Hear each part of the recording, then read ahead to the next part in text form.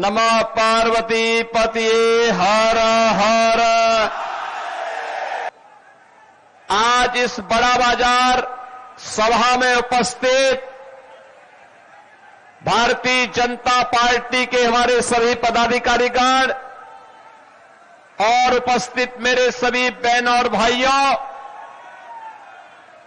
काली बाड़ी माता के इस पावन धरा को कोटि कोटि नमन करते हुए मैं आप सबका हृदय से अभिनंदन करता हूं।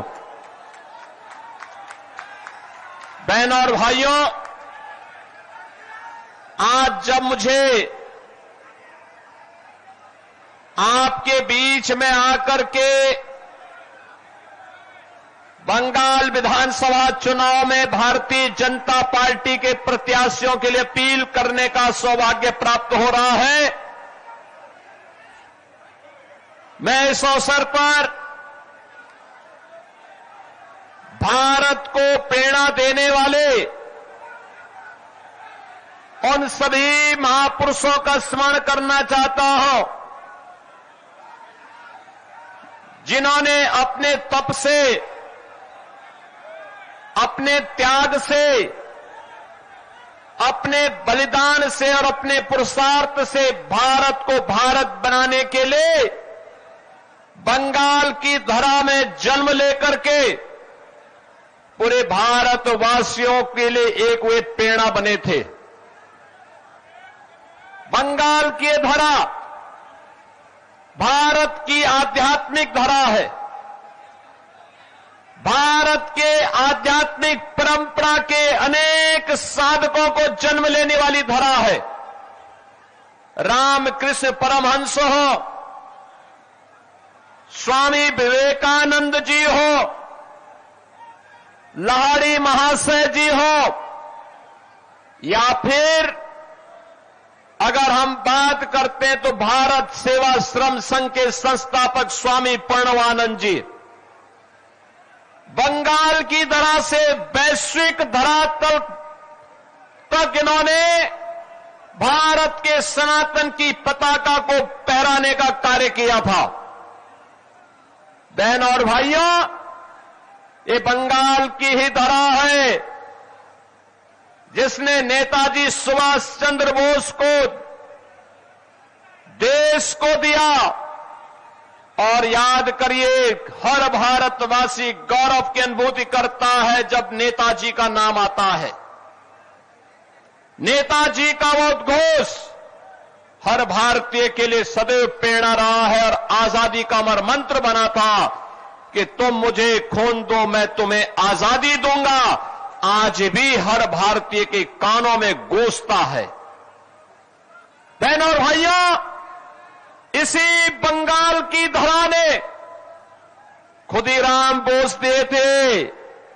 और याद करना, बंगाल में ही बैरकपुर में मंगल पांडे ने देश की आजादी का प्रथम स्वतंत्र समर की चिंगारी को प्रज्वलित किया था, जो भारत की आजादी का कारण बना था। ये बंगाल की धरा है जिसने एक से एक महापुरुष थे। स्वतंत्र भारत में भी भारत को राष्ट्रगान और राष्ट्रगीत इसी धरा ने दिया है। और मुझे तो आज अत्यंत प्रसन्नता की अनुभूति हो रही है। ये क्षेत्र गुरुदेव रविंद्रनाथ ठाकुर की ठाकुर बाड़ी का क्षेत्र भी पड़ता है। साहित्य के लिए पहले किसी भारतीय को नोबेल प्राइज प्राप्त हुआ, गुरुदेव रविंद्रनाथ ठाकुर की गीतांजलि को यह प्राप्त हुआ था। पूरा भारत गौरवान्वित हुआ था। गुरुदेव रविंद्रनाथ ठाकुर की उस परिसर को, जो हेरिटेज परिसर था, कितना दुखद है, जहां गुरुदेव रविंद्रनाथ ठाकुर की प्रतिमा, उनकी फोटो लगनी चाहिए थी, जहां पर भारत माता की फोटो होनी चाहिए थी, टीएमसी के गुंडों ने जबरन उस पे कब्जा करके ममता दीदी का फोटो लगा दिया। ये भारतीयता का अपमान है, बंगाल की अस्मिता का अपमान है। और यह कृत्य टीएमसी के गुंडे किए थे। बहनों और भाइयों, बंगाल, ये वही बंगाल है जिस बंगाल ने भारत को हर सम विषम परिस्थितियों में संबल दिया। याद करिए, एक समय था जब भारत अपनी आजादी के लिए छटपटा रहा था, तब बंकिम चंद्र चट्टोपाध्याय ने इसी बंगाल की धरा से वंदे मातरम का अमर गान दिया था, जो स्वतंत्र भारत में भारत का राष्ट्रगीत बना। भारत का राष्ट्रगीत, और मेरा मानना है वंदे मातरम अगर भारत की आजादी का अमर मंत्र बना, कोई कारण नहीं जब वंदे मातरम गीत के 150 वर्ष पूर्ण हो रहे हैं तो बंगाल को टीएमसी की गुलामी से भी मुक्त होने का एक अवसर आप सबके सामने है। बहनों और भाइयों, बंगाल अपनी सस्य श्यामला मातरम वंदे मातरम की पावन धरा है। यहां पर उर्वरा भूमि, प्रचुर जल संसाधन और प्रतिभाशाली नौजवान, मेहनत कश अन्नदाता किसान, यहां का उद्यमी और यहां का व्यापारी मेहनती है, परिश्रमी है, पुरुषार्थी है। क्या नहीं था बंगाल में? यह देश जब आजाद हुआ था, भारत की अर्थव्यवस्था में बंगाल का योगदान सर्वाधिक हुआ करता था। पूरा देश रोजगार के लिए बंगाल की तरफ आता था। ज्ञान की धरा थी। पहले कांग्रेस ने लूटा, फिर कम्युनिस्टों ने नोचा, और 15 वर्षों से टीएमसी के गुंडे बंगाल को कंगाल बनाने के लिए सारे के सारे यत्न कर रहे हैं। बहनों और भाइयों, बंगाल आज बदहाल है। जो ज्ञान की धरा थी, आज वो बेरोजगारी के अंधकार में भटकती हुई दिखाई दे रही है। अन्नदाता किसान बदहाल है, उद्योग बंद हो रहे हैं। पिछले 10 वर्ष के अंदर 7,000 से अधिक बड़े उद्योग बंगाल के बंद हुए हैं। हजारों एमएसएमई यूनिट बंद हो गई है। 30 लाख से अधिक नौजवान यहां बेरोजगार हुआ है। लेकिन टीएमसी है और वो ममता दीदी है कि किसी की सुनने वाली नहीं है। उनके कानों में जो नहीं रेंग रहा है। वो भतीजे दोनों बंगाल को पूरी तरह यहां के अस्तित्व को समाप्त करना चाहते हैं। आपने देखा होगा कोलकाता का मेयर क्या बोलता है, कहता उर्दू चलेगी यहां उर्दू। और हम तो आज कहने के लिए आए हैं, बंगाली अस्मिता के साथ कोई माई का लाल खिलवाड़ नहीं कर सकता है। कोई खिलवाड़ नहीं कर सकता है। और इसके लिए जो आज कहते हैं, जो लोग टीएमसी के लोग बंगाली अस्मिता के साथ खिलवाड़ कर रहे हैं, उनको बताने की आवश्यकता है कि बंगाल की पहचान काबा से नहीं है। बंगाल की पहचान तो मां काली बाड़ी से है, मां काली बाड़ी से। यहां की पहचान वही उसी से है। बहनों और भाइयों, आप मुझे बताइए क्या हो रहा है बंगाल में? धड़ल्ले से गौ हत्या होती है, भगवान राम के नाम से चिढ़ है ममता दीदी को। दुर्गा पूजा के समय परमिशन नहीं मिलती है, शोभा यात्रा निकालने पर प्रतिबंधित करती है। यहां पर दुर्गा पूजा के समय कर्फ्यू लगता है। बहन बेटियां सुरक्षित नहीं है, व्यापारी सुरक्षित नहीं है, टीएमसी के गुंडे उनसे गुंडा टैक्स वसूली करते हैं। और इसीलिए मैं कहने के लिए आया हूं बहनों और भाइयों, जो अराजकता यहां पर देखने को मिल रही है, इसी प्रकार की अराजकता 2017 के पहले यूपी के अंदर भी हुआ करती थी।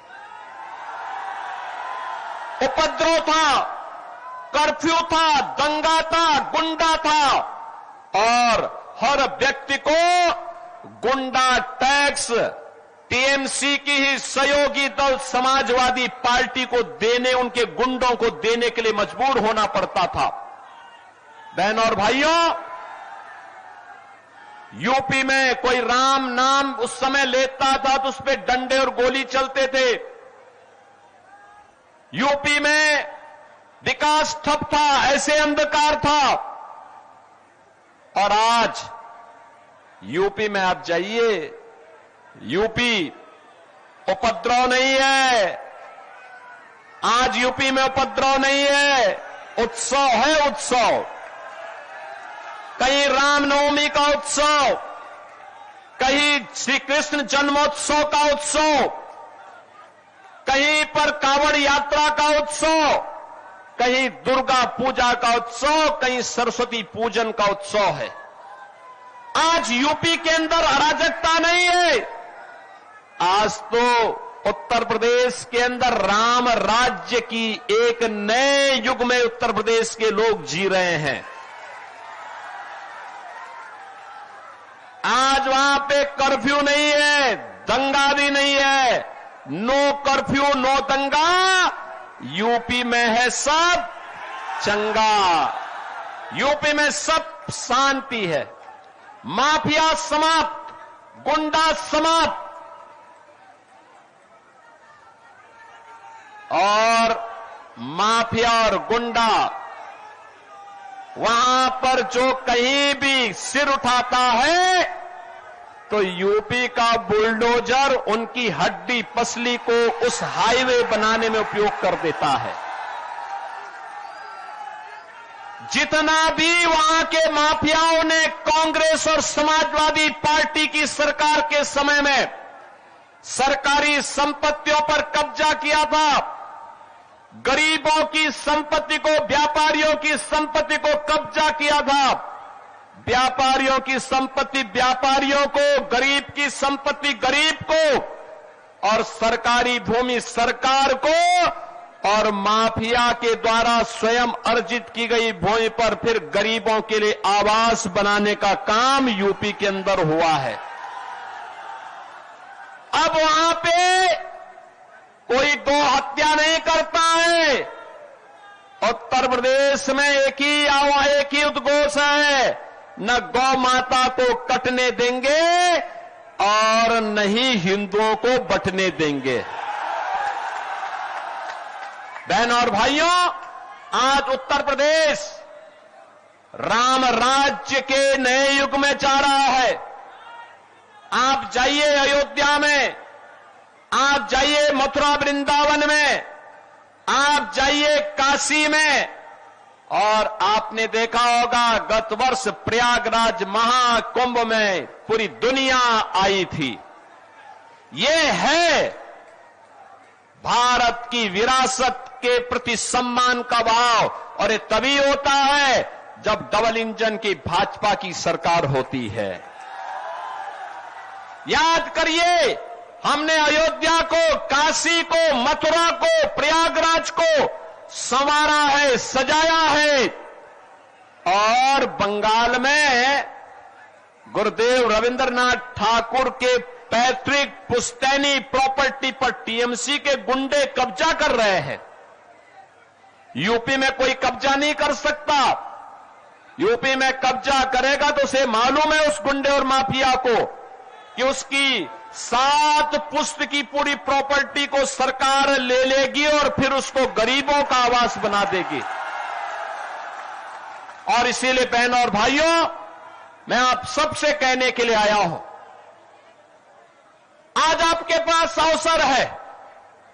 अभी कल पहले चरण के चुनाव होने हैं और जो मैंने बंगाल के अंदर बहार देखी है, वर्तमान में जो उत्साह देखा है, परिवर्तन के प्रति जो एक लोगों के मन में एक हृदय की उद्गार देखने को मिला है, मैं कह सकता हूं पहले चरण के होने वाले चुनाव में 80% सीटें भारतीय जनता पार्टी जीतने जा रही है। और मैं कह सकता हूं जब 4 मई को परिणाम आएंगे तो बंगाल के अंदर भगवा ध्वज लहराया जाएगा। बंगाल का अंधकार समाप्त होगा। बंगाल फिर से सोनार बांग्ला बन करके अपनी इस पहचान को आगे बढ़ाएगा। और इसीलिए आज मैं आप सबसे आह्वान करने के लिए आया हूं, बहनों और भाइयों, ये बड़ा बाजार क्षेत्र बंगाल का सबसे समृद्धतम और पुराने व्यापारिक केंद्र के रूप में क्षेत्र जाना जाता है। यहां की अपनी पहचान है। इसने केवल व्यापार ही नहीं किया है, साहित्य के लिए, कला के लिए, सांस्कृतिक परंपरा के लिए और पौराणिक कालीबाड़ी मंदिर के लिए भी यह क्षेत्र जाना जाता है। और इसीलिए आज मैं आप सबको आह्वान करने के लिए आया हूं कि बहनों और भाइयों, हमें बंगाल की अस्मिता को बचाना है। बंगाल के अंदर जो वर्तमान में यहां पे कठमुल्लापन को बढ़ावा देने का कार्य हो रहा है, इसको रोकना होगा, हर हाल में रोकना होगा। और इसको रोकने के लिए आपके पास भारत के लोकतंत्र ने जो ताकत दी है, इस ताकत का इस्तेमाल करिए, इस ताकत का सही इस्तेमाल करिए। याद करिए, इसी बंगाल की धरा पर डॉक्टर श्यामा प्रसाद मुखर्जी का जन्म हुआ था और डॉक्टर श्यामा प्रसाद मुखर्जी ने आजाद भारत में एक नारा दिया था, एक देश में 2 प्रधान, 2 विधान, 2 निशान नहीं चलेंगे, नहीं चलेंगे। याद करिए, भारत की आत्मा पर प्रहार किया था कांग्रेस ने धारा 370 के माध्यम से। और डॉक्टर श्यामा प्रसाद मुखर्जी जो भारतीय जनसंघ के संस्थापक अध्यक्ष थे, उनके सपने को साकार किया है प्रधानमंत्री मोदी जी ने। प्रधानमंत्री मोदी जी ने साकार किया है। कश्मीर में धारा 370 समाप्त हुई है और आज कश्मीर भारत के अभिन्न हिस्सा बन करके भारत का संविधान, बाबा साहब भीमराव अंबेडकर के द्वारा बनाया गया संविधान कश्मीर में भी बराबर लागू हो रहा है। और इसीलिए बहनों और भाइयों, मैं आप सबका आह्वान करने के लिए आया हूं। भारतीय जनता पार्टी ने जोरासांको से श्री विजय ओझा जी को अपना प्रत्याशी बनाया है। एक युवा जुझारू नौजवान है। मानिक कला से तापस राय को, चौरंगी से संतोष पाठक को, श्यामपुकर से सुश्री पूर्णिमा चक्रवर्ती को, बिलिया घाटा से पार्थ चौधरी को, इंटाली से सुश्री प्रियंका टेबड़ीवाल को ये प्रत्याशी बनाकर के आपके बीच में उतारा है। आप सभी का आशीर्वाद इन्हें प्राप्त होगा, सभी का सभी को मिलेगा। दोनों हाथ उठा करके बोलो, दोनों हाथ उठा करके आशीर्वाद दो। आशीर्वाद मिलेगा ना? बहनों और भाइयों, मैं आपसे कहना चाहता हूं, ममता दीदी बोलती है कि खेल अकेला होवे, बोलती है ना, लेकिन हम बोलना चाहते हैं, ए बार खेला शेष। मैं कहूंगा ए बार खेला शेष, आप बोलेंगे उन्नयन शुरू। एबार ठेला शेष उन्नयन शुरू। आप मेरे साथ बोलेंगे। मैं आप सबके साथ आपसे बोलना चाहता हूं बहनों और भाइयों, आप सब मेरे साथ बोलेंगे।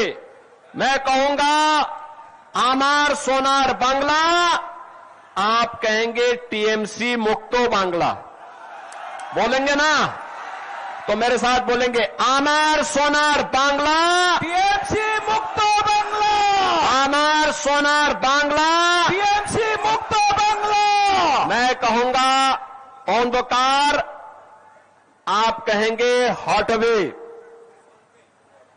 सूरज, आप कहेंगे उठवे। कोमल, आप कहेंगे खिलवे।